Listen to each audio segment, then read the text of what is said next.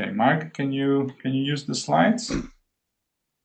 Absolutely. So thank you very much, Christiana. So let's hopefully see if I can get this to work. So what I thought I'd do is to basically start off with the background to cloud computing, just starting to step back a bit and just remind ourselves that we're obviously now in the year 2016 and that Muted.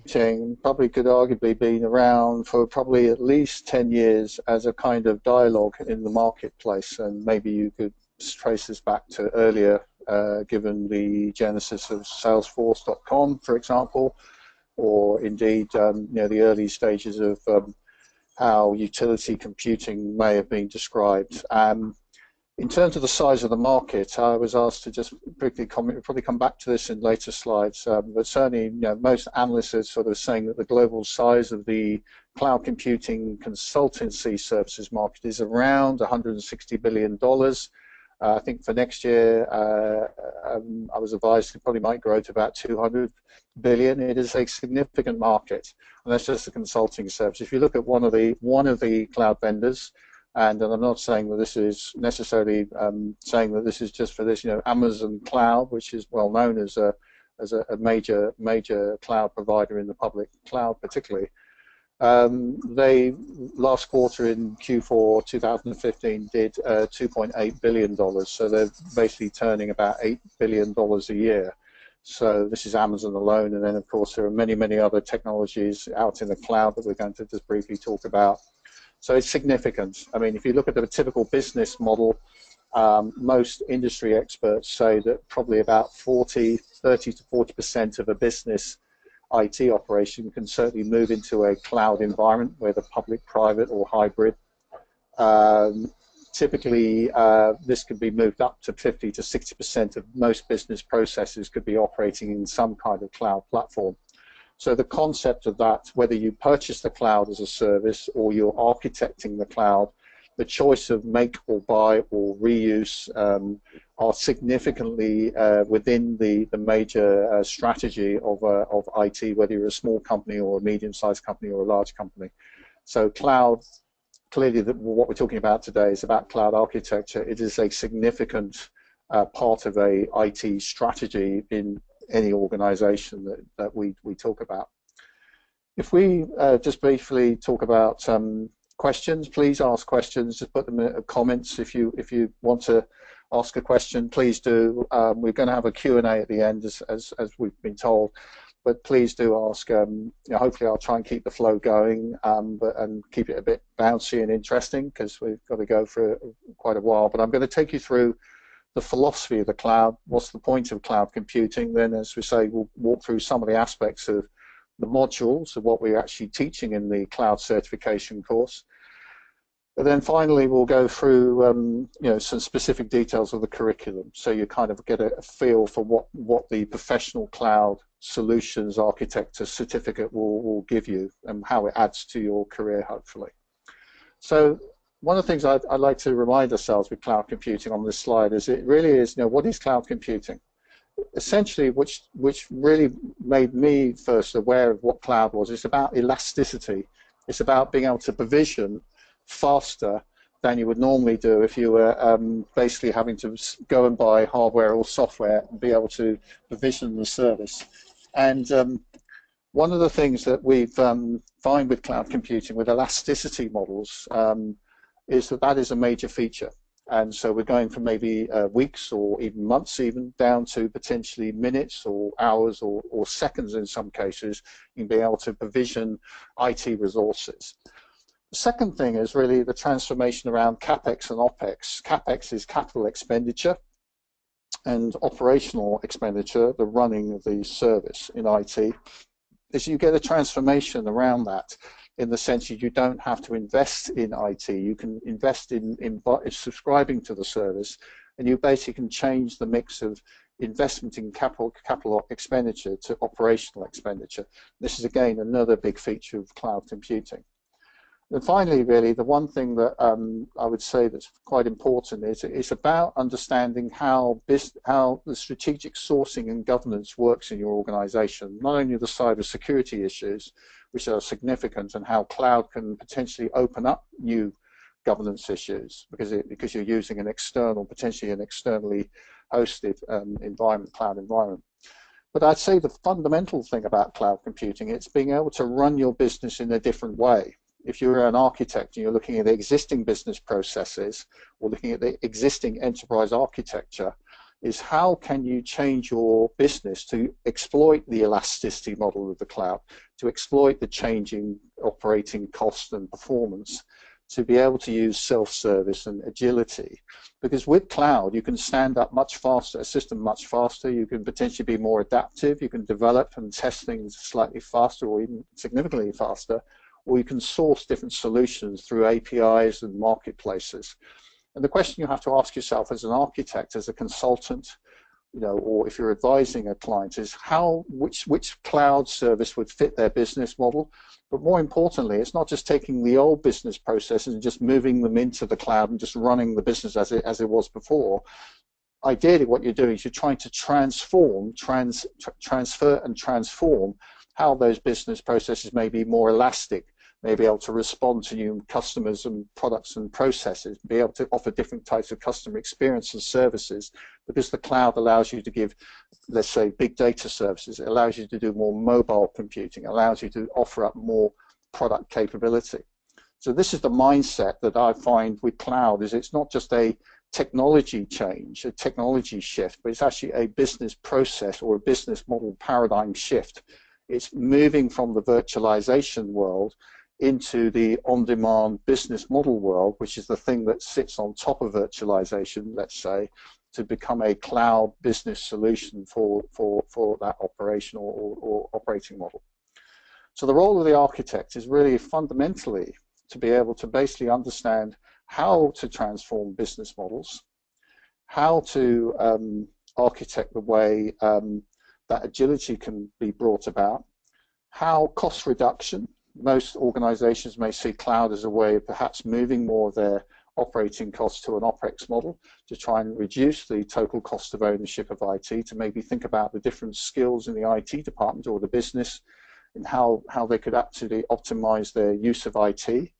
But it's not just about, as I said, the old model moving to the cloud, but how to use the strategic capabilities and the skills that you need are not just technical or architecture design, but also about business model design as well. How does cloud work? So fundamentally, cloud changes the game, changes the way to think about the architecture. So I'm just looking for the next slide. Just let me click on to the next one.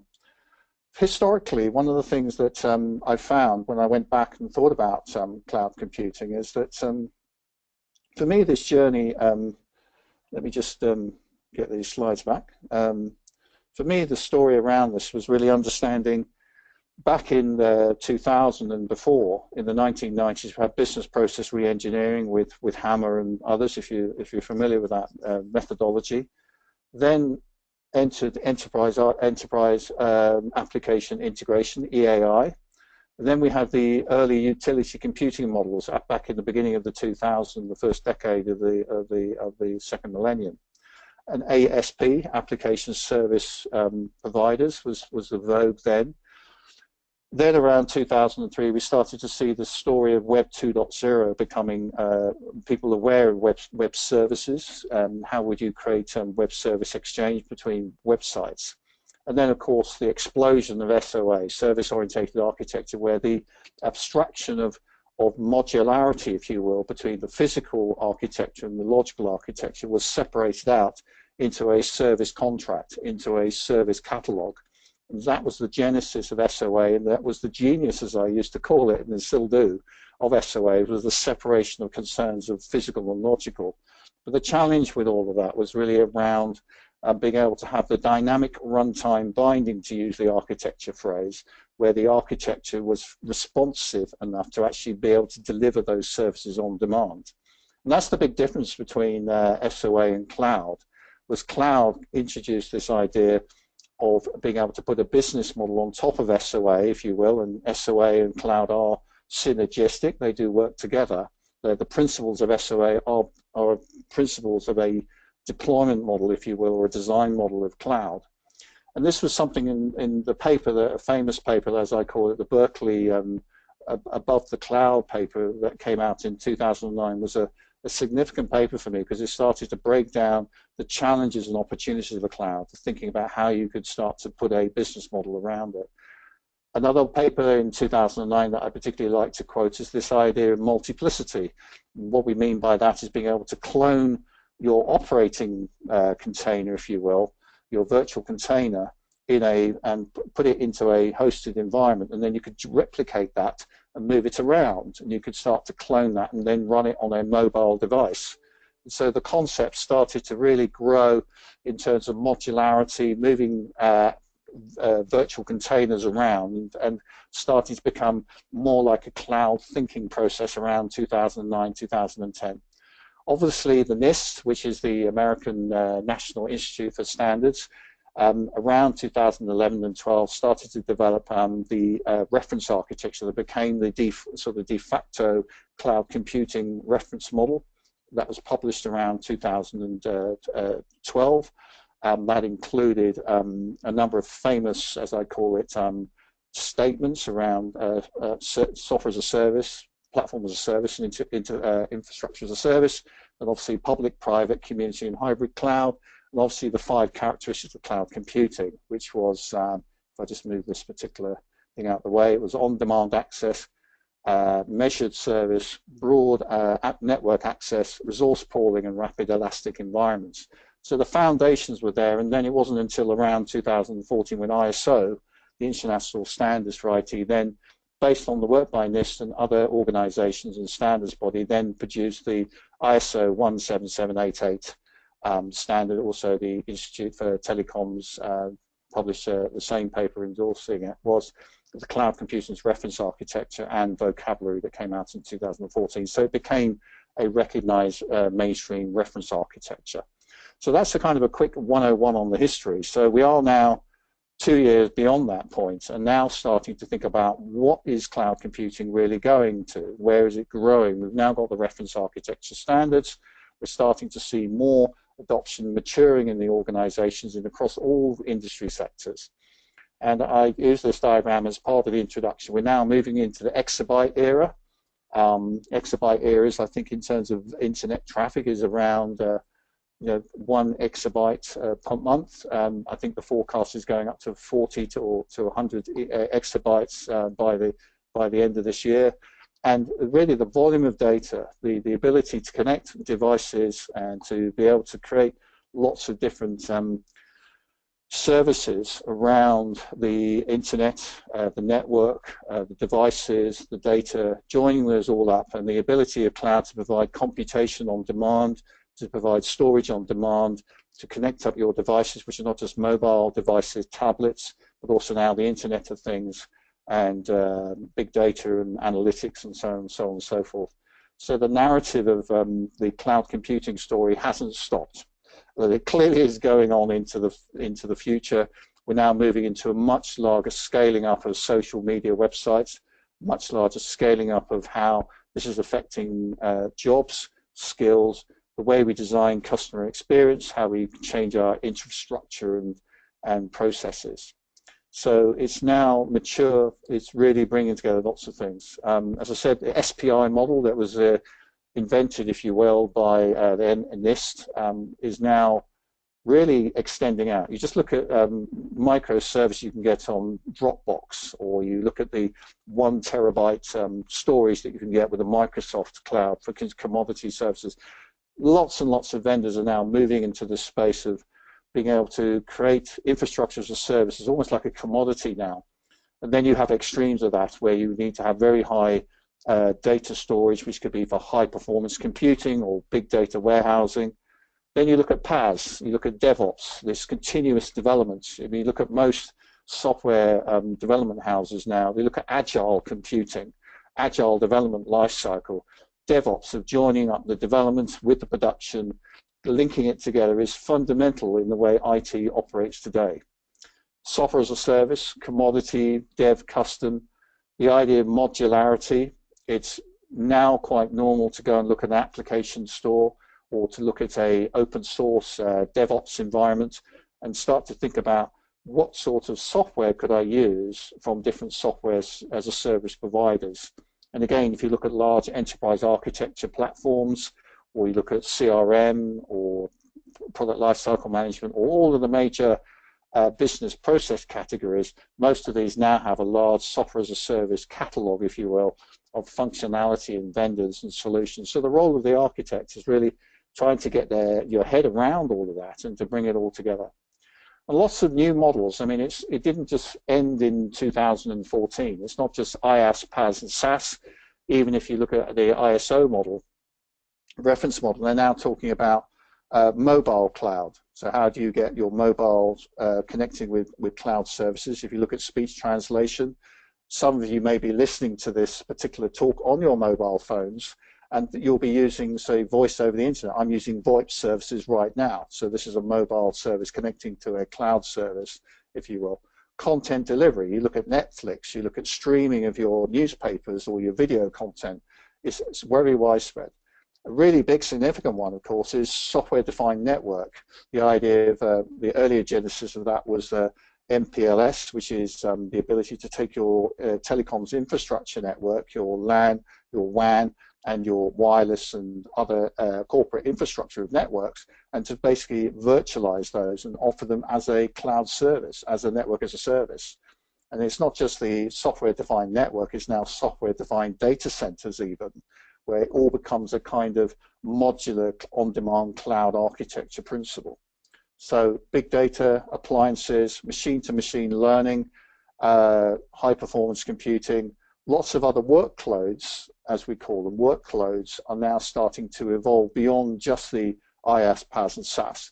So again, as the architecture role and what we cover in the course, in the module, the set of modules with the professional cloud computing certification, is to think about all those different types of workloads, the vertical workloads, the horizontal workloads, as I call them, and then how you bring those together and what type of workloads fit for the type of business solution or business problem that your customer or your business sponsor is looking for.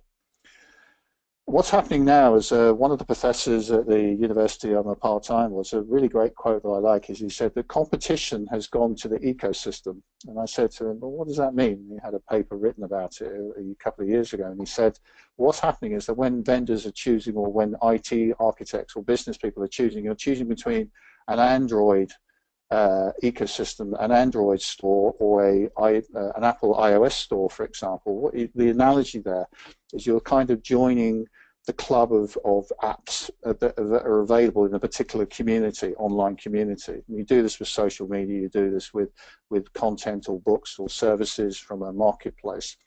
And the idea is that you're almost competing with collections of cloud-based hosted services now. It's not just individual services. You now have this expectation as a consumer, as an enterprise user of IT services, that you have almost like a smorgasbord, a collection of services to choose from. This is again the power of the ecosystem.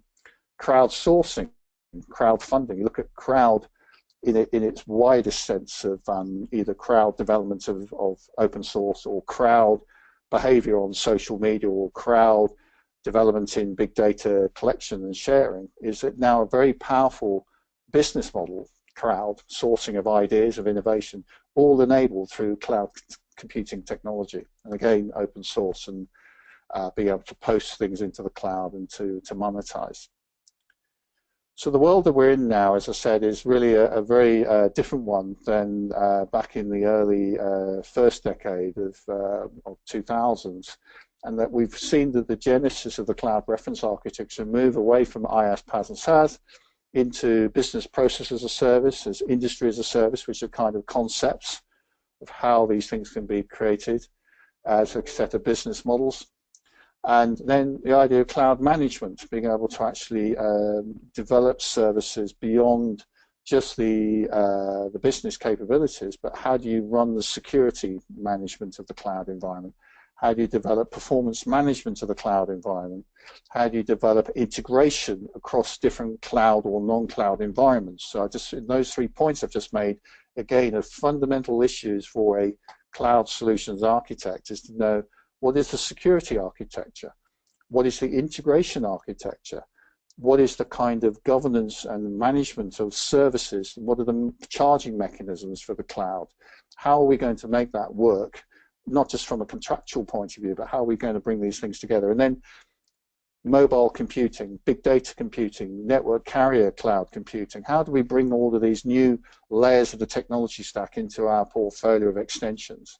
And again, we have these choices, not only private cloud deployment models or community cloud, if we just remind ourselves about NIST and its definition of that, is a community could be a private community within your particular supply chain of your enterprise. How do you grow a collaboration platform to grow a community of shared cloud resources? Or it could be a community outside your organization, but it's a community of interest. And then public cloud, which you're sharing with other tenants that not necessarily within your own organization. The private cloud would usually, typically, within a particular enterprise user. Hybrid cloud is a combination of one or more public or private or community clouds. And now we're starting to see new definitions which have been around for a number of years now, which is the partner cloud, where you may have a public cloud provider offering a private, a virtual private cloud, a VPC inside the public cloud, just dedicated just for a particular customer client. So you have partnerships with cloud providers. And then the broker cloud, or an orchestrator, if you will, where you're using a cloud broker to orchestrate connections between different types of cloud resources. And again, this is a concept which is appealing to the system integration services of how do you broker these things and being able to swap in and swap out different types of cloud workloads and different types of architecture solutions. So very interesting, and I'd say this is part of the language of what the solution architect needs to understand, and part of the story that we're trying to grow in this solution architecture model. Just trying to move to the next slide, which is here. We need to think about really the journey that we need to take the business on, and what we have here is, again, this idea on this slide is knowing where on-premise or off-premise needs to work. So the role to say what the architect is trying to do is to look at to be the owner of the architecture design principles, to understand where we're going to put the cloud footprint. This particular slide is starting to, let's move on to the next one, is then how do we put cloud management into that environment? How do we migrate from virtualized hosting environments? And how do we scale up? What's the sort of continuous architecture do we need to put in place? How do we select which particular cloud solution architecture do we need to put in place? So this is just the initial concepts that I'm showing you here, but you start to hopefully get the idea that we're moving away from technical services but into a combination of technical and business services to meet particular business requirements. So there's lots and lots of cloud services out there, and this is just one of my favorite slides, is really just showing that there's lots and lots of 4-letter or 5-letter acronyms, as we say. It's not just the old IaaS, PaaS, and SaaS, but we've got data as a service, desktop as a service, or content delivery as a service. We've got compliance as a service, carrier as a service. The ISO standard, interestingly, does have carrier as a service to recognize the role of telecoms in the traditional sense. Again, one of the things that I would say the cloud does is it kind of blends and merges the old definitions of storage and compute and desktop and network, so you start to bring it together as a kind of unified architecture experience now, because everything can be virtualized. Another one there is DevOps and communications and sensors and sensor meshes with the Internet of Things, and agents starting to become connected to the cloud, and Hadoop, which is obviously a famous big data platform, is now hosted in the cloud. It's not the only hosted environment. So lots and lots of things going on in the cloud, and this is really, again, I would say this is your paint box, this is your toolkit as an architect to start to think about how these cloud-enabled services, all those cloud characteristics that I mentioned earlier, how are they actually going to work and how do they fit the business requirements? lots and lots of vendors out there in the market. I'm not saying these are the only vendors, I'm just giving them. I would also say that this is not saying that they are in those particular positions. What you will find, that particularly with, with IBM, with Accenture or Deloitte or Tata or whoever, Oracle, Microsoft, you name it. A lot of these companies now, either through partnerships or through their own portfolio of cloud services, are able to offer many of these kind of capabilities. All I'm trying to say here is that sometimes some of the specialisms would be perhaps around the digital strategy or the cloud strategy, or maybe around managing the overall transformation of the business. Whereas if you look at, say, more what I call them children born in the cloud. I mean that in a caring way. So you look at Twitter, Facebook, Google, Amazon, eBay, all those famous, well-known cloud environments. I'm just giving you just purely examples. They start off in the cloud, and they kind of have a mindset and culture that is all driven by that cloud architecture. Again, you look at the services, Dropbox, PayPal, Skype. I could go on. I'm just giving examples here. There's not the only ones. Yesterday I was in a student's lecture, and it was very interesting. Even for a small company which may have just, say, three shops and maybe, say, 20 people working for that company, there are lots and lots of niche applications now that are either open source or they're very cheap. You're talking a few $100s. I'm not saying iCloud is just a few $100s, but there's so many different things to choose from. And I would say, again, the role of the business of the solution architect is trying to understand how the appropriate functionality could fit the capability and size of the organization. Again, with the original equipment manufacturers there on the left, we see the genesis of the older companies. You look at what Intel, IBM, Oracle, so on and so forth, EMC, with the acquisition of VMware and what have you, HP, and all the other well-known companies out there. There's lots and lots of opportunities now to drive lots and lots of taking your hardware and software and your skills and your people, moving them into a more cloud capable delivery service. So even if you're offering business process outsourcing or business process tasks or micro sourcing, or even if you're just doing software developments or you're offering big data services, all of these things I just spoke about could be hosted in the cloud environment, offered elastically, offered it with a different type of subscription model. So you move from a capital capex investment to a potential annuity model, if you will, of service delivery.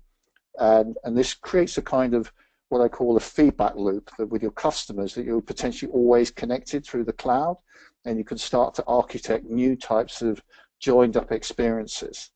And I find that quite interesting because it's not like a project delivery waterfall cycle. We're now in the era of lean, we're in the era of cost reduction, we're in the era of not only Six Sigma, which is developing opportunities for cost reduction and efficiencies, but we're also in the era of agility, agile, Scrum and things like that. And all of these Agile and Scrum, I go back to the early 2000s, we talk about utility computing and SOA. I couldn't do that because the architecture just wasn't the same, didn't have the agility to be able to be on-demand self-service. Now we have a catch-up of IT in the cloud, being able to be elastic and responsive to the business in a way that it was intended to do. So you have the agile business development cycle of multiple iterative development and delivery cycles, and an agile cloud environment that can be responsive in the same speed and agility.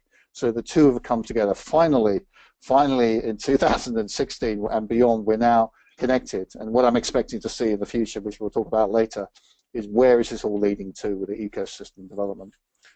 So it's really down to creativity, down to having the skills in the organization, not only from your vendors, but also if you, the reason you're hopefully listening to this is the sort of skills you're looking for and to develop is to be able to start to define requirements with that cloud philosophy, with that cloud mindset. And this is just a slide briefly that is trying to pitch some of the questions you might want to think about.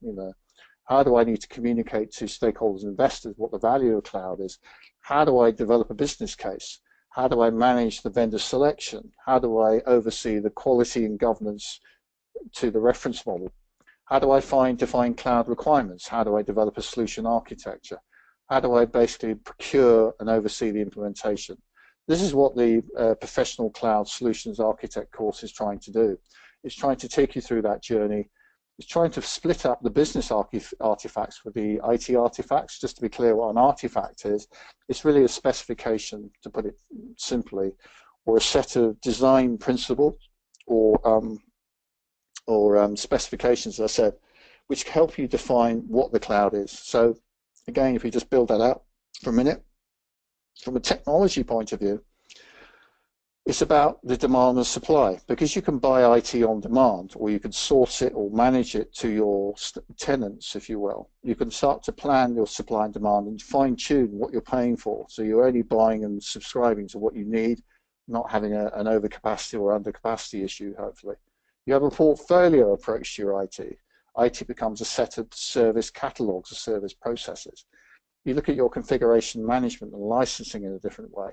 You look at your vision, importantly, you try to reimagine your business, as I said earlier in my introduction, in a way that elasticity, on-demand, and agile capabilities that are the things that we want to aspire to. How can IT and cloud be brought together to be able to give new business experiences, new business capabilities, new scalability, if you will, and agility?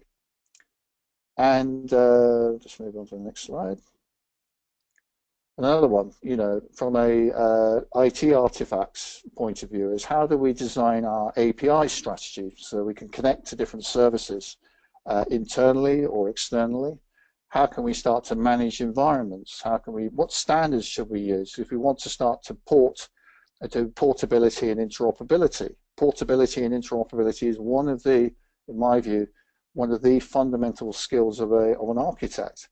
Is how do you understand the modularity? How do you do the separation of concerns? How do you think about the migration and architecture of the cloud from one system to another? How can you do? Another one is interesting is the terms and conditions, the licensing. So it's not just a technical skill set, but what are the kind of commercial technical questions you need to ask, and the security and backup and recovery, and the service level agreements that you want to put in place to maintain and preserve the quality of service and reliability and security of the cloud environment. These are all questions that the architect is uniquely placed, I would argue, to bring together. And this is just a diagram which I quite like around showing where the skills have shifted. What we find is that if you're using external cloud providers, we're starting to consider how do we need to connect to cloud providers who are going to provide some of the services that you may have done originally in-house. And it's not to kind of ignore or just delegate the service to an external provider, but be aware that maybe internally you need to have more monitoring systems in place to start to manage the cloud environment, service levels as a black box, if you will. And then internally, what new skills do I need? If I'm starting to use a cloud provider and I'm an architect inside a business who's consuming the cloud from an external cloud provider, what type of responses and monitoring do I need to make sure that that external cloud provider is providing the kind of service that they were offering and committing to deliver as part of their service level agreement? So lots of specifications need to be thought about. It's kind of understanding. I just use 4 key documents. It's by no means the only 4 documents that should be developed, but I'm just giving you a flavour of the skills that we try to develop on the certification course. Is we need to think about the top left-hand corner, the purchase and subscription models. What type of subscription models are available today? What this impacts the service level agreements. Then the user experience, because of the genesis now, we're now in what we call the digital era. Is cloud now called digital, which is an interesting debate we could have. Is that we're now thinking about how does cloud enable you to develop end user experience? How do we develop customer experience using cloud technology? And then on the green box rather, the business technology cloud specification is what is the technical reference architecture from a business point of view for the cloud? How do you design your solution reference architecture? And we have that in the course. And then finally, the purple box, the bottom right-hand corner, is how do we develop service security within and compliance within the specification. If you're in the medical sector, for example, you may have HIPAA standards for FDA approval, and you may want to look at other standards, say if you're in the banking and financial services, or if you're in retail, or in chemical industry, or in insurance industry, or what have you.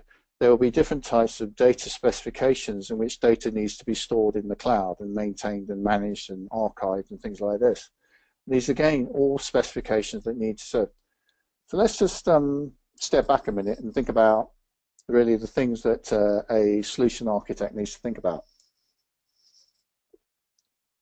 So on this diagram, I just tried to raise some of the questions, you know, starting around this, and these are by no means the only ones, is that we need to really think about the holistic model. So the role of an architect is not just compared to the developer, or comparing the role of the architect to, say, traditional architects, and I prefer not to use that as discrimination between a traditional architect and a cloud architect. I'm just saying that with a cloud architecture approach is really thinking about the device connectivity, thinking what types of controls do we need for on-demand services, the sort of service catalog, or level of security, because we start to think about how do we need to do encryption or identity management, but from an external to internal cloud connection point of view. What type of channels do we want to use to consume the cloud? Because today we often have this phrase called you know, multi-channel. So it could be on a tablet, a mobile phone. It could be BYOD, bring your own device. How does that connect? And then do we want to connect to certain social media channels? You know, maybe we need to have some controls about what people are putting up on social media. You know, is it going to impact your brand and be misleading with the way that some of these social media may be used? What level of tenancy isolation? Do we want to have certain types of our data which is very secure and private? It could be medical data, it could be personal records, it could be, you know, national security records. We may want to keep those in a private cloud or even not on a cloud. We may want it in a secure physical environment, which is under tight security because it's a secure data managed environment. We don't want to have that in a shared environment. What level of partitioning? And then what kind of system integration do we want? How do we join things together with APIs, integration? What systems need to be connected? And how do we bring that to work in one cloud, or maybe have multiple clouds we want to connect? So really, let me just move to here. So a number of the questions you may need to think about is, how do I develop the critical questions? So around standards, around legal contract requirements. You know, if you're subscribing to a service, there may be a 1-year subscription period, or you may subscribe by month, or you may be subscribing by the number of concurrent users that can use that cloud service. So there's lots of questions around subscription models. Again, transition tools. What tools do the cloud provider have in terms of migrating your old data or your old system into this new cloud environment, or moving from one cloud environment to a new cloud environment? You know, what are the critical architecture decisions? What are the capabilities and features do you need to think about? Steps in that journey might be the device strategy. It doesn't necessarily have to be in this sequence from left to right. It could be a number of these.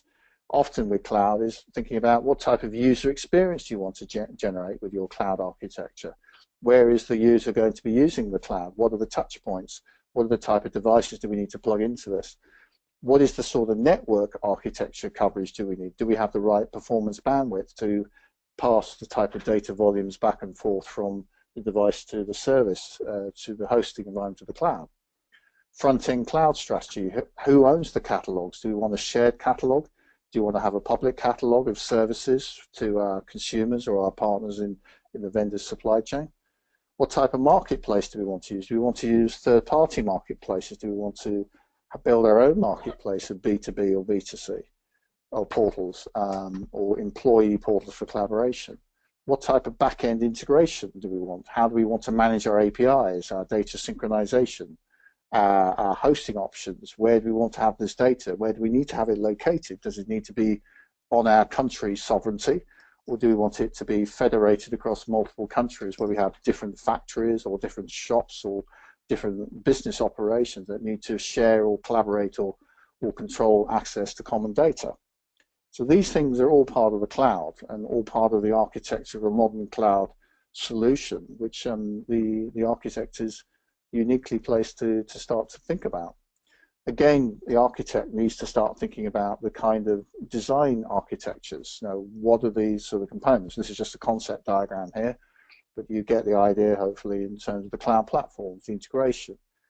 So one of the things I want to say about the professional cloud solutions architect certification is that we are vendor agnostic. We do use a number of different examples from vendors in terms of cloud solutions, but the concept of the course is that it brings in real professional experience of implementing and designing cloud solutions, but allows you to start to unpick and look at the basic skills that you need as a practitioner.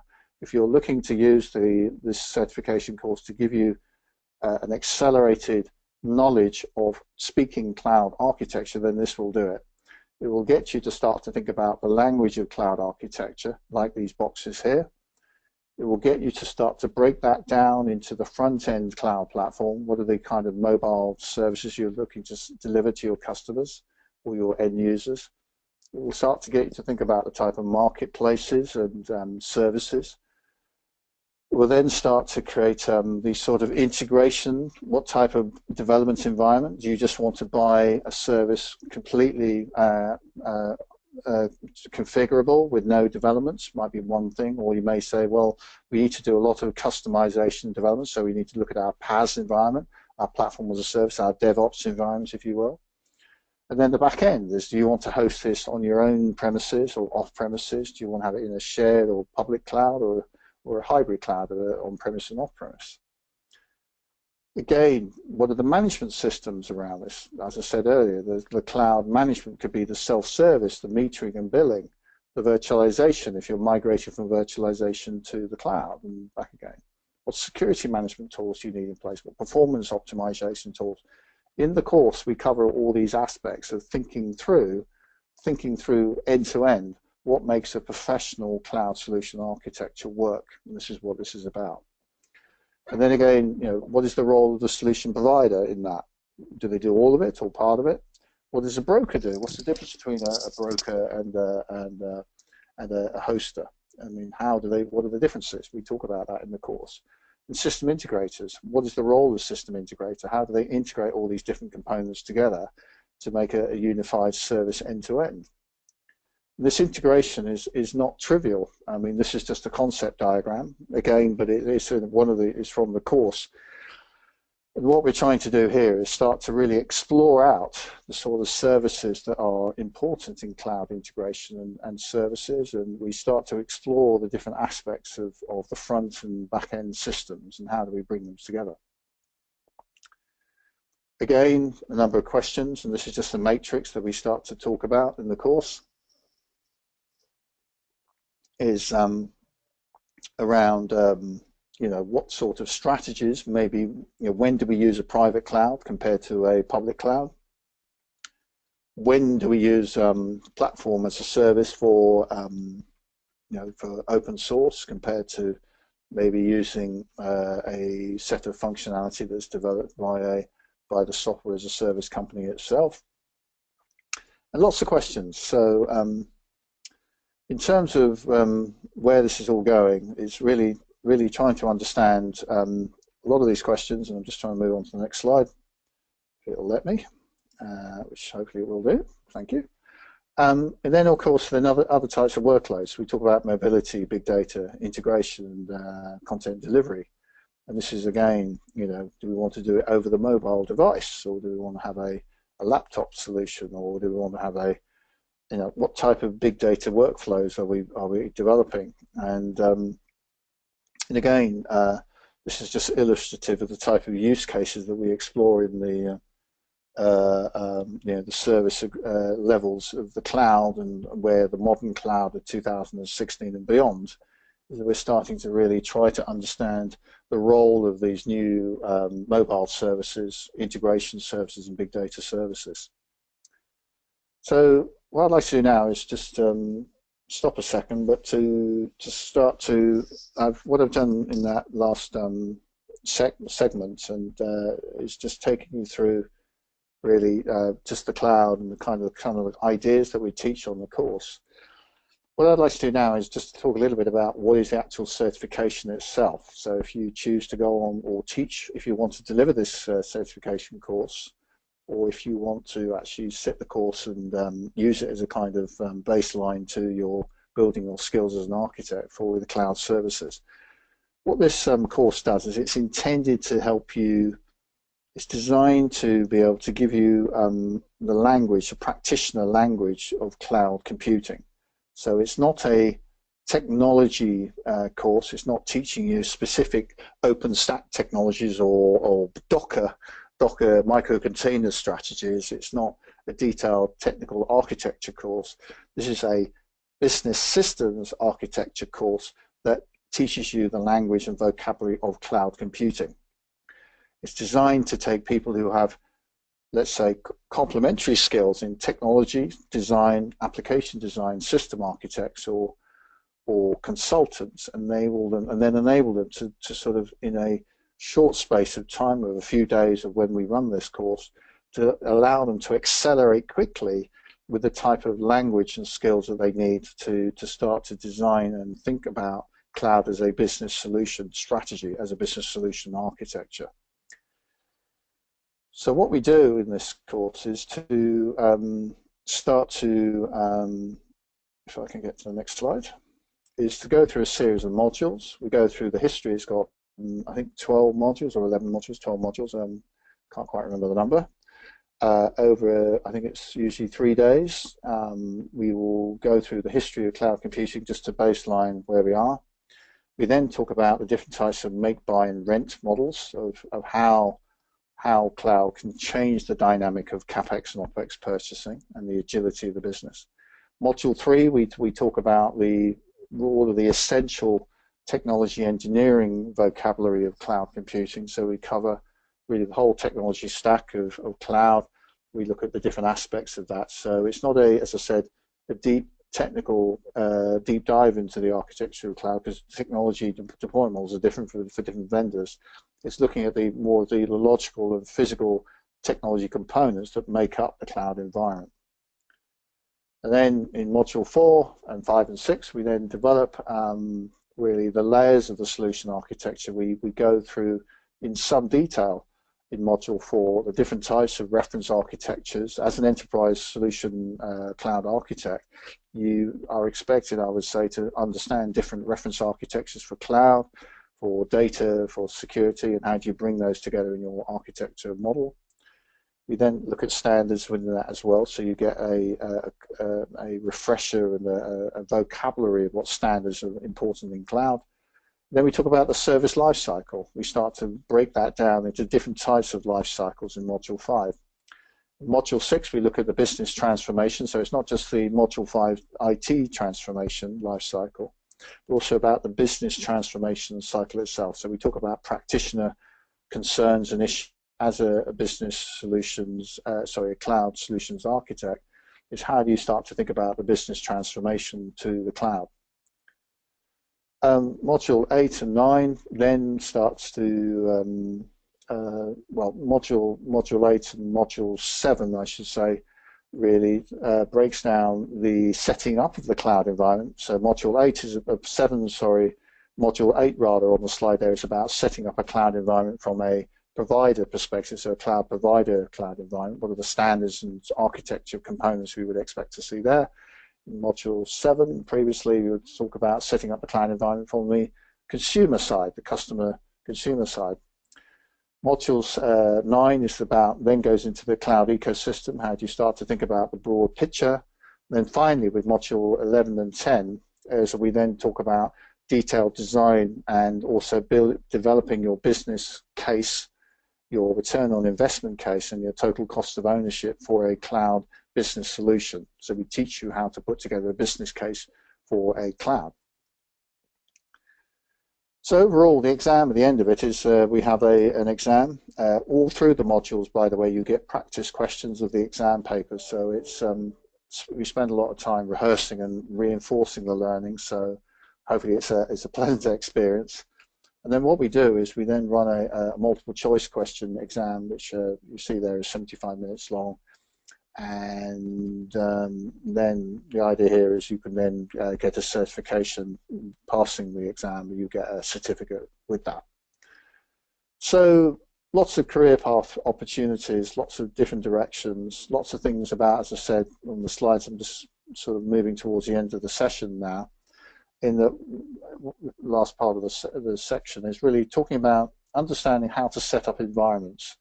So you may ask the question, well, what is the professional architect for cloud meant to know? Why is it different? You know, if I had to go on a vendor technology course, I've learned everything I need to know about cloud. Well, yes, you will learn the technology capability of a cloud vendor solution, which is great. What I'm talking about in this course is thinking about how do you take the best practice practitioners' experience and then say, well, what is the architecture value and proposition I'm trying to implement into the business with that vendor technology? And they complement each other. So these are all of the boxes, if you will, we start to think about in terms of setting up a cloud environment. And these are just some of the topics that we talk about in the course. From designing that, we need to think about the features. So as a professional cloud solutions architect, you need to think about these things that are shown up on the diagram here. How do we start to break that down? How do we start to put in a robust managed cloud environment? What are the professional aspects of managing that cloud environment? And this is just again an example of that. Again, one of my important topics that I've used a lot in my career as a cloud architect over the years is this idea of demand and supply forecasting and planning. Because you're buying or consuming cloud as a service, what you need to do is to look at types of demand and then profile the demand. Is it going to be continuous demand? On step 2, is it going to be peaks and troughs? Is it just a one-off project cost? You know, like a spike, or it could be just a burst cloud, if you're familiar with the term. And then aggregating those demands and then working out a capacity plan of what was your capacity of the cloud you need to plan for. What type of workloads do you need to plan for? Then from the consumer side is that, well, what's the consumer need? So you look at the first part is what type of catalog, what sort of self-service interaction do they need? What sort of user interfaces do they want? How do they want to consume the cloud? Is it a tablet? Is it on your mobile? Or what type of security selection requirements do they have? How do you take their data? Which location are they going to start to use the cloud? What sort of cyber security requirements do they need?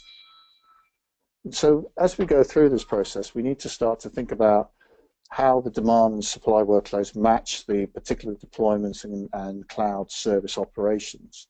So part of the central piece of this certification course is to start to get you to think about supply and demand matching. Now on virtualization management, you do cover workload design and management and selection. But what I'm talking about here is looking at it from a broad business requirements perspective. What type of business capability, capacity do we need? What do we need to do to deliver that? What type of cloud environments do we need to support that and to match that and make those decisions? We need to look at the business use cases. So these are blue boxes here on this slide. There are really lots and lots of different examples here. But what we have here is this ability to really develop a number of things from continuous services that we might need. They're always up and ready, email and continuous service and storage and things like that, to maybe specific modernization services to migrate old services to new. We may have spot services for project services that you just need to run for short days or a week or whatever.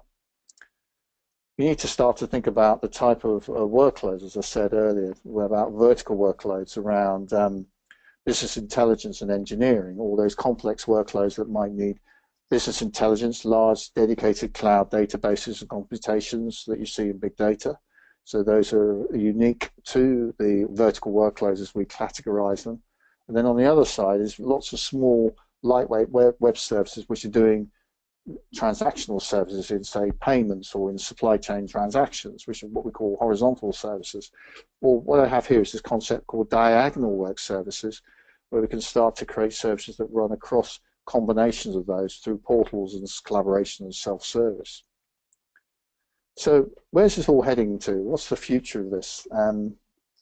A good question, I suppose, rhetorically speaking, is that, as I said at the beginning of my introduction, that I've constantly amazed at how IT has gone through generations. And it was interesting earlier that they say that IT tends to go from, at one point in a decade, IT may be going ahead of the business capabilities, and then it swaps around, and then the business expectations then are ahead of what the IT capabilities can do. So a classic example of that is business process re-engineering in the 90s was ahead of what IT was able to do in the 90s. Enter utility computing in the early 2000s, and then by the time we're now in the second decade, we now find IT potentially, I would say, probably potentially more pervasive with social media, with mobile computing, with sensors and Internet of Things now starting to enter. So that now IT, maybe the network still needs to be faster than we probably would like it to be. We now find that IT is now almost ahead of the business capabilities to think about, well, what type of new business models could I do? You just look at what Netflix can do. You just look at what Facebook can do. You just look at what Amazon, IBM, Microsoft. You look at all these, all these type of new business models. You look at Uber. You look at Airbnb. You look at how virtual reality or lean engineering with putting in new capabilities for modernizing organizations. You just look at what you can do now with this kind of new thinking and new technology. It's kind of almost only restricted by your imagination and obviously restricted by the budgets and investment and skills potential. And I think that's really getting back to the theme of this talk, is really how can we move past some of the challenges? How can we define what is the cloud? How do we define what people can do with the cloud? How can we start to understand the sort of capabilities, the potential power that this can bring? And I'm very passionate about this, and I love this as a kind of subject, and I could probably talk for more than the time allotted. But it's really getting under the skin of this, and really getting to understand, how do we measure the value of this? What can we do with this kind of capability? How can we bring all these benchmarks and risks together, and to manage the journey? And there are many journeys. As I said, a number of you may be looking at getting more into mobile computing. How can I think of mobile apps, and how can I build new business capabilities? How can I deploy in a lightweight, low training requirement, but easy adoption cycle to give a digital workforce, tablets or mobiles with mobile apps and connected back to the cloud. SAP system, for example, it could be Salesforce, it could be any other system, Workaday, what have you. Or another one might be big data. A lot of you probably will be working on already use of big data and thinking about how does that big data fit in the cloud. Well, you can use, obviously, cloud to host big data pilots, projects, and indeed many companies now in the cloud are streaming big data services, and you can start to analyze that and offer that as a service. And indeed, with artificial intelligence and AI now, it's moving into the Internet of Things, and the connection of sensors, heat, proximity, movement, lots of other types of sensors starting to come into potentially the next era of connected services. Crowdsourcing, how do we use crowd to connect through the cloud to collaborate and create new capabilities? How do we use open source? And then maybe the infrastructure, what is our infrastructure costs today? What can we do to migrate from a physical infrastructure to a cloud infrastructure? What are the type of savings? How can we become more lean, agile, and capable in that shift in mindset and capability? What are the investment costs? So really the world that we're now moving into is what I call the exabyte world, the zettabyte world even, or beyond. We're now looking at a lot of connected infrastructure, what we call connected business, connected cars, connected retail, connected banking, connected finance, connected health, connected retail, connected this, that, and the other. Lots of alternative models, lots of different channels, lots of data value. The value is in the data, not just the transactions. And really what's happening now is that the role of the business solution, the cloud solutions architect, is to imagine better, to imagine what can be done with all of this kind of capability. And it's exciting times, and there's a lot at stake here because it is a disruptive technology. Cloud is disruptive, and it's becoming more disruptive. It can become so, in the sense that cloud is a fabric, an enabler to think about how you connect your business together in a different way. And this kind of imagination is now real because you can do so many things with the cloud as a footprint that allows you to start to put over-the-top services, to start to bring your different people together to collaborate online in real time through virtualization. So it's not all roses, and just the last few slides as we come towards the end of the session is around scale, commercialization, and cyber. So a lot of companies are wanting to try and become faster and more agile with the cloud, but often just putting in your products into a catalog or moving your IT from virtualization into a on-demand service. You still need to think about, well, how can I get more business people or users and customers and suppliers to use my cloud platform? That's the role of the architect to help that happen. Commercialization, you know, there are lots of different pricing models out there, lots of subscription models. Or how could you monetize your big data service in the cloud? How can you actually reverse that? I remember a few years ago when I was at my previous company where we were talking to a well-known Swedish car manufacturer. You probably can guess who they might be.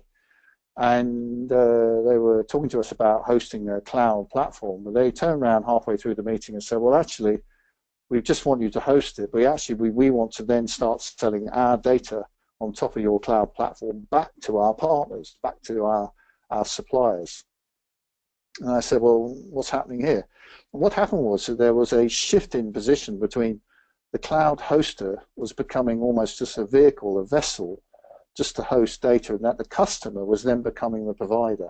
The customer could, like the automotive company, could then sell their data back to partners to start to monetize and play a different role, not just as a consumer of the cloud, but they could also be a provider of cloud services on top of the cloud themselves.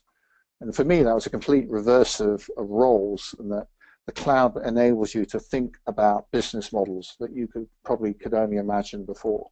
The cloud is a platform that allows you to start to think about how you can operate your business in a different way to actually become more commercial, if you wish, or more collaborative.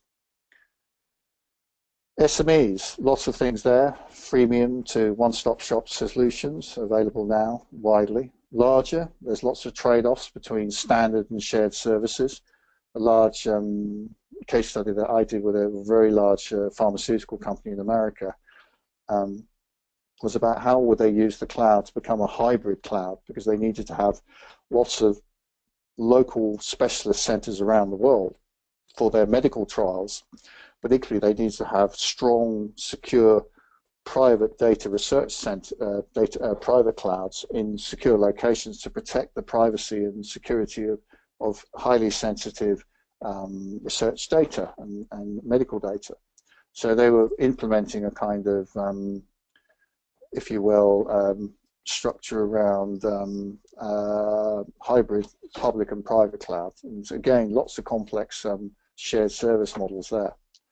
Partner models, multi-layers, one throat to choke, which is an English phraseology, colloquialism, which is, if you think about it, an example is you can have your cloud storage and your cloud compute with one provider managing the data centers. Then you could have a network telecoms provider managing your on-demand cloud network, telecoms network.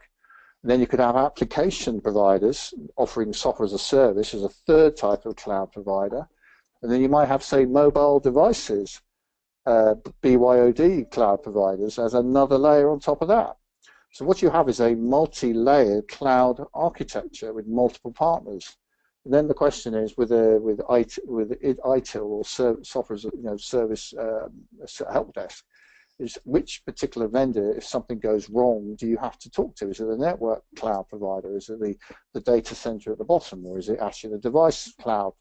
So you have all these kind of very interesting new challenges about multiple cloud environments and how do you manage the service back to back between all of that.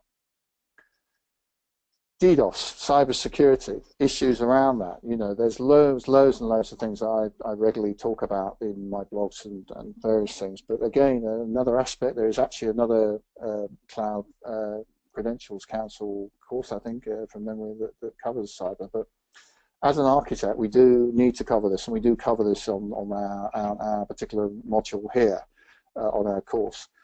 Thinking about how does cybersecurity change with cloud. So you think about backup and recovery. If you're moving that to a public cloud, are they doing backup and recovery because you've moved the responsibility to them, if you will? Do they do encryption standards? What encryption standards do we need? How do we do single sign-on? How do we do authentication? What type of security and reliability? What are the contracts in place? What about legal requirements around intellectual property? So as a solution, cloud solution architect, while you're not a lawyer, you need to be able to ask those commercial and legal questions in order to have a robust enterprise solution architecture. So let me just get back to the slides, if it will let me go on to the next one. It's just trying to move it on. If only it would move on. There it is. So we have lots and lots of new models coming out. So I was reminded last week with a workshop I was running with a financial services company that their disintermediation model, where they could disintermediate using the cloud, if we just move back to the previous slide, was really around understanding how to orchestrate services. But now they're realizing that the world is changing, that they need to resell their data, for example, and so they're now moving into becoming an aggregator of data. They become a data broker. A very interesting case at one of the university lectures that I saw recently in a London Business School was around the idea that when you look at a credit rating system or credit rating company, they're actually not just rating credits, they're actually looking at the way in which services need to be managed and delivered through data. Again, the technology is changing. I won't go into too much detail here because we need to move on, but looking at micro containers, Docker, other micro clouds is potentially the future where this is all going. Internet of Things, machine learning and artificial intelligence, unified computing, lots of other things we need to start to think about. How do we grow our ecosystem of services? Governance is changing. Just to summarize again, we've got lots of different types of capabilities we need to think about. You may be involved in innovation labs. How do we develop those? Lots of other performance issues that we still have I/O issues. So if you're using a public cloud, is the response time fast enough? So how can you design different locations of the cloud? What type of catalog of services and APIs? And then not everything moves to the cloud. Legacy IT might not need to move to the cloud or might be not cost effective to do that. So a lot of workloads may be better placed in a private infrastructure or maybe just used in a temporary cloud before it's decommissioned. So last slide, I think, before I finish off here, is that what I hope you've got a fairly brisk, trying to be as fast as I possibly could with the scope of the subject. Really, the foundation that the certification course gives you here, the Professional Cloud Solutions Architect certificate gives you, is then the foundation that is complementary to vendor, professional vendor technology cloud certifications as well. It's not a replacement of it, it works in synergy with it, but it gives you, if you think of this as a professional practitioner's best practice course that you can then apply to your technical skills and technical certification if you choose to go into that as well. So that was really where I want to leave it, and I think that is the last slide, I believe. I'm not quite sure, but I think it is. Tristan, if you could confirm it is the last slide, but it's kind of where we go with this journey, and I'm happy to stop at this point. If there are any other questions or any questions people would like to explore. Yeah, Mark, I'm happy question from the audience. Mark, can you hear me? Mm-hmm. Mm-hmm. So what kind of technical and business knowledge would you say is critical for leading a company through the transition to a digital enterprise? Wow, that's a really good question. What technical is that you need to be able to ask the type of data security standards do you want? So just very briefly, as technical. So one recent project that I was involved in is trying to classify data into public data and private data, and to know the standards that you would want to put in place on that. Because if you then think about it as data, then if it's very private data, you might want to move it to a private cloud. So one of the core technical skills of an architect you need to be is around data standards and data management. Another one is around device management and sensors and the sort of data that you, and how you're going to present the data, what channels, technical channels do you want to deliver that to. Another technical one would be around customer experience design, which is, as you said, a digital business was the question, is you need to think about cloud as a kind of enabler to customer experience. So you look at the customer journey. So how does the customer journey work with the cloud? How many clouds does the customer journey connect with? And then you asked me just very briefly about the critical business skills. I would say that what you need to understand is really, I would say, the difference between CapEx and OpEx. So you need to have some knowledge of finance, not an accountant level of knowledge, but you need to know what is the business value of cloud? How can I reduce my CapEx investment? How can I speed up my OpEx return, get a faster return on investment, break even if I move to a cloud agile environment? Another couple of quick answers, just very quickly, is about agile. A lot of architects here may be involved in agile, or you may be going on a course learning agile. You need to think about how does cloud characteristics work with your business processes? How does sales change with cloud? How does marketing change with cloud? How does my operations management change with cloud? How does security change with cloud? How does my business process change with cloud characteristics?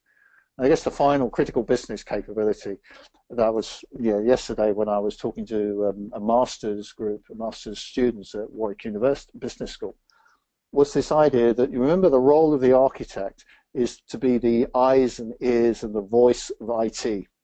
And what I mean by that is be able to articulate the vision of the cloud, the vision of what this can do for your organization, and to bring all of these things together so you can bring the executive, you can bring community, you can explain the value of this and the reason why this can create new value and capability for your organization. So being able to articulate the big picture thinking is, I would say, a unique, important skill that the architect brings to the party. Thanks, Mark. I have another question from the audience, and is, will an experienced enterprise architect have much trouble shifting to cloud architecture? And with means in main, they want to say, what will be the biggest hurdle, knowledge gap? Well, I would say that if they're experienced, they probably already have all of the skills to talk. I think it's just going back to, I can give you a very technical sort of an architect answer to it, is understanding the different types of architecture principles that as a experienced architect you need to work to. So when I mean by architecture principles, cloud architecture principles, I would advise them to write those down and to try to think differently. So think about elastic characteristics of agile business processes. Think about how you're generating new types of customer experience using sensors or mobile computing, and how the cloud fabric creates a kind of new capability. I sometimes find with experienced architectures that very, very good, but they tend to they will probably think more of what we call server huggers, or understand how they might architect the back end of the system, but they may not think about a classic criticism of enterprise architects, and I don't agree with this criticism, is that they're all about the back office. I don't think the architect is just about the back office. It's not just about the middle, about integration as well. I think the modern architect, the modern cloud solutions architect, is all about the front end. It's all about the outcome-based thinking, the design thinking, if you're familiar with that phrase, that we start to think about service level outcomes, how I can create better value for customers through on-demand services in the cloud, how I can start to create new value and creative experiences, how can I bring innovation from an app store to my customers and my workforce faster. So if I say so myself, I think that's a good way of answering your question. I would say think front end, drive the back end through, connect it all up, and be the modern architect, and to really drive that through as a vision. Hey, Mark, thank you very much. We don't have time, I think, and questions are over. So thank you again, and I think we are done for today. Do you have any things to say anymore? No, hopefully people have found it useful. I've enjoyed it, and as I encourage you to please, obviously I'm keen for you to go on the course, but I believe this is an important time to be involved in cloud. It's not over yet, and it's just really at the peak of getting to the peak of capability. So please do push forward, and I'm happy to receive emails. If you've got any questions, just drop me in line. I hope you don't get an avalanche of questions, but please feel free to contact me. I'm happy to answer questions. If I don't know, I probably know a person who does. So thank you very much, Tristan, and to the Cloud Credential Council for inviting me. I appreciate the time Thank you, people have Mark. given Thank you, Mark, listen to them. very much. And yeah, to the audience, please, if you have any question, just visit the cloudcredential.org website or contact the CCC or Mark Skilton on Twitter, and we will help you go through every doubt. Okay, I will close the webinar and to the next one. Bye bye.